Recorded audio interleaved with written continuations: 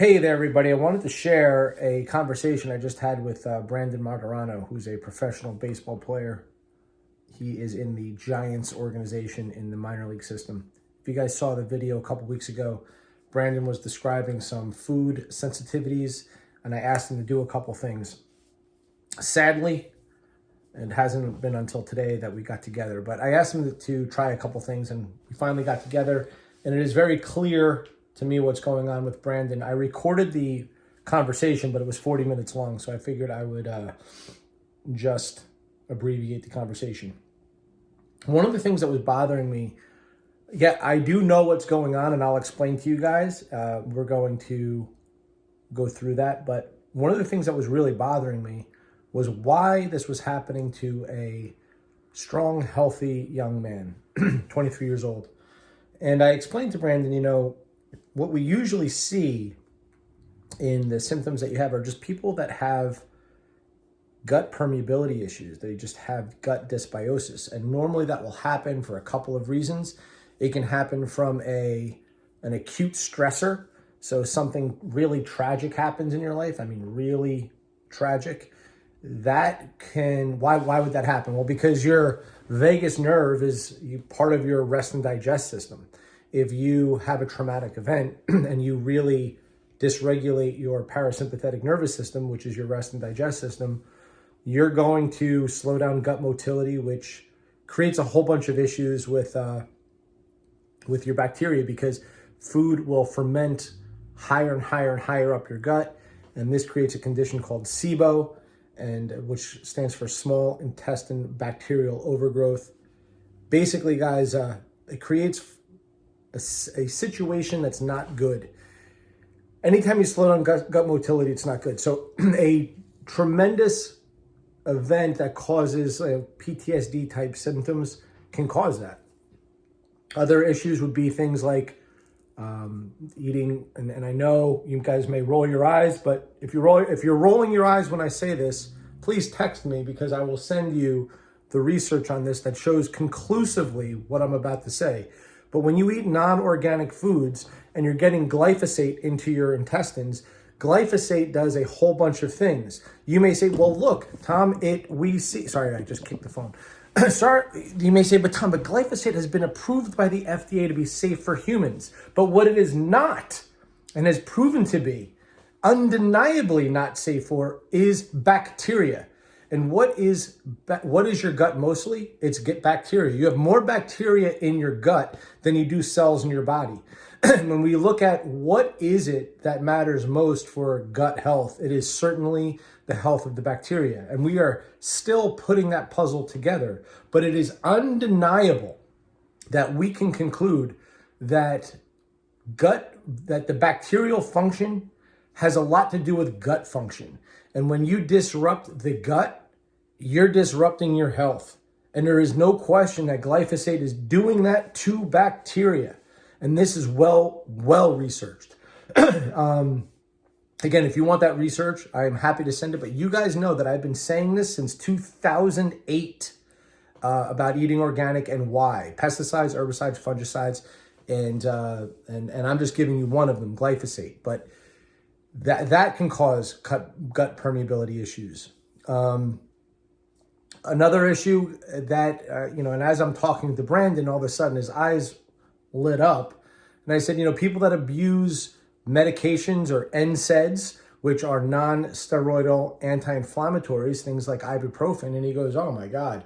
He goes, I've been using ibuprofen like every day for years, along with another prescription anti-inflammatory, because Brandon's a catcher. It takes a hell of a toll on his body. And I said, okay, well now, Brand, I actually feel better knowing that this is what caused the gut dysbiosis, because if it wasn't one of the many things that I went through, I'd be concerned, because it could be things like, I don't know, is there mold in your home?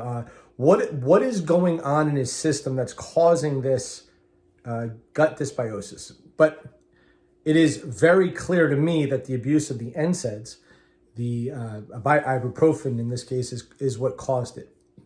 Now, I'm saying that to you guys because lots of people have issues going on with their gut, and some people are doing things to themselves without even knowing it. Brandon is now in that category. So how do we fix it?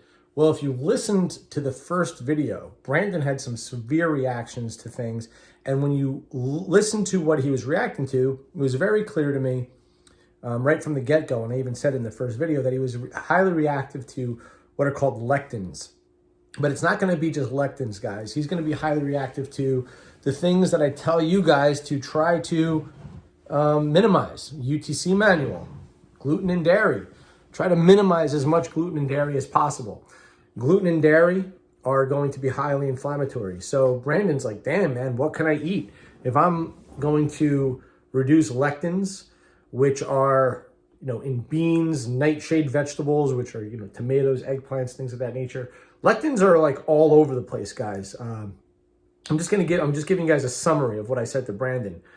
And I'm also trying to give you guys an appreciation of what goes down when I meet with people privately for private nutritional consults.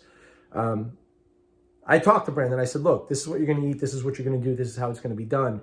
And I gave him my guarantee that within a week, he's going to not experience the symptoms that he has been having. And he's been explaining a whole bunch of things, like the inability to gain weight, the inability to eat enough food because he's just so, his gut is just so gassy and in pain all the time. He's hungry, but he can't eat.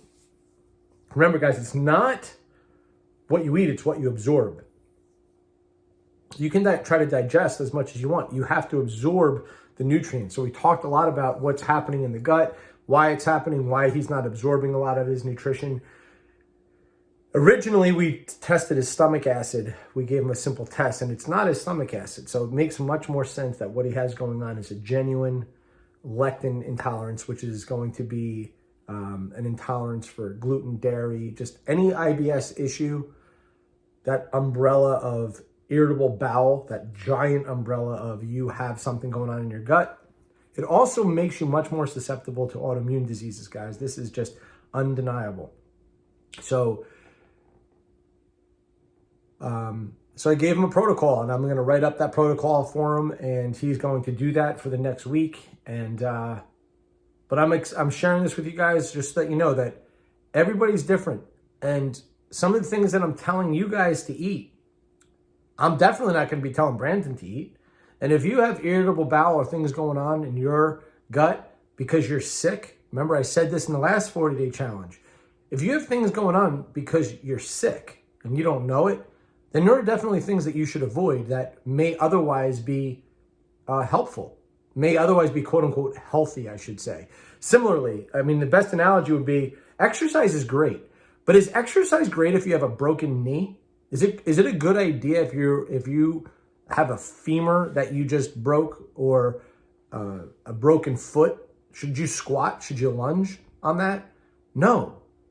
Exercise works under certain conditions for certain people via a hormetic response, right? You get stronger by introducing challenges. You shouldn't challenge something that's broken. So should you challenge a broken gut? Hell no. But guys, once again, this 40-day challenge is about conversation, and I'm trying to address things, kind of show you guys what I do with the difference between a private consult and a 40-day challenge. I do answer questions as generally as I can and guide you in the right direction. I know many of you have already requested private consults. I don't have a lot of time to do them, I'll be honest with you. I have to do them in the middle of the day, it takes at least 90 minutes to do it. So guys, hopefully that was enlightening. And if things like this pertain to you, where you may be broken somewhere and you're not saying something, you're making a big mistake. My goal is to over-deliver information and then send the evidence, which will be forthcoming to Brandon. And my guarantee is that when I sit in front of Brandon again next week, and I will record this, he will go, my goodness, game changer. I can't believe it, Tom. I can't believe the difference. And because sometimes the answer really is that easy. And for Brandon, it has been that easy. So, all right, guys, have a great rest of the day. I will be sending another video later on with my son, Jordan, from the Banya. You're going to love that conversation. Have a good one, everybody.